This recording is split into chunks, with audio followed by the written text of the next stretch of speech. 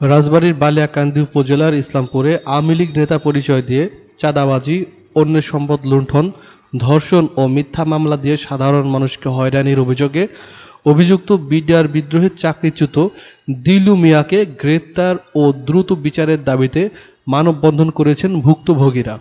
Islampur union পরিষদের সামনে আয়োজিত মানববন্ধনে ইউনিয়ন পরিষদের প্যানেল চেয়ারম্যান কাজী সাইদুল ইসলাম, ভুক্তভোগী খন্দকার মঞ্জুরুল হক মুন্নু, ঝন্টু খন্দকার, রকিবুল রহমান, মনোয়ার শেখ, মিজানুর রহমান, মুজিবুর রহমান, সিরাজ ইসলাম সহ অনেকেই বক্তব্য রাখেন।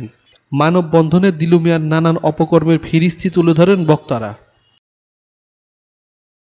এই বিএনপি করার জন্য সে আমাকে 5 লাখ টাকা চাঁদা চায় এবং এক পর্যায়ে আমি 50,000 টাকা দিয়ে হাতে পায়ে ধরে তার কাছে মাপ চাই। তারপরেও সে আমার হয়রানি করে 28 তারিখে যেই জনসভা হয় ওই জনসভায় ধরায় দেয় এবং আমি ওখানে 17 দিন জেল কাটি।